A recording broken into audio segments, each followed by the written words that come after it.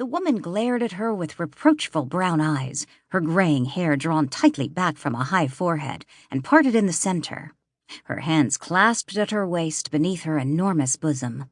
She stopped and met the accusing glance of the strange matronly figure on the church steps. It was then she was aware of someone beside her and turned to look up into the face of a tall, handsome, black-haired man.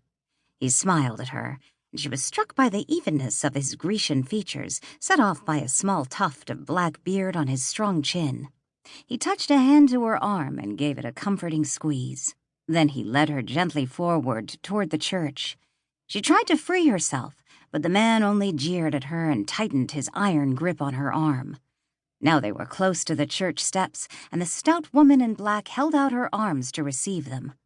She was terrified of the older woman, and this was a new reason for her to struggle to free herself, but it was to no avail. The man at her side would not let her escape. She was dimly aware of the onlookers chanting some sing-song litany, and terror closed in on her as she realized this was to be her wedding. She was to have no means of retreat. Here, in the glaring sun, she was being dragged to the church entrance by this cruel stranger she had never seen before. It mattered not that he was handsome. She feared and hated him, and now the stout woman reached out and seized her other arm. She screamed wildly. It was all that was left to her. There could be no escaping from these two. But something had happened to her voice, and instead of cries for help, only hoarse whispers escaped her parched lips.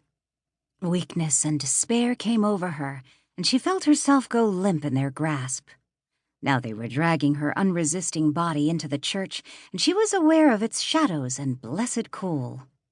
The sound of mighty organ music struck up in the background. It was playing a wedding march, but in a macabre way that also thundered of the doom awaiting her. She shook her head, protesting weakly, knowing it was too late. If only they would release her, she still might get away. Get away before the ceremony began, and she became the bride of this frightening, handsome man whom she had never seen before. She was aware of him muttering soft words in her ear, and the stout woman who was at her other side supporting her made approving murmurings as well. She rolled her head back to stare wildly at the dark regions of the arched roof of the building. Perhaps from somewhere up there she might receive aid. She searched for a sign or a face, but saw nothing but the blackness. Yet even that held some comfort for her, and so she tried to concentrate on it and not think of the horror awaiting her.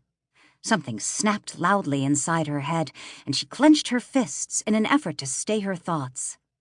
The scene around her revolved and twisted like the toy kaleidoscope she had so often peered into as a little girl. She closed her eyes and scarcely dared breathe and pressed her head back into the softness for a long time, hoping this fantasy would pass.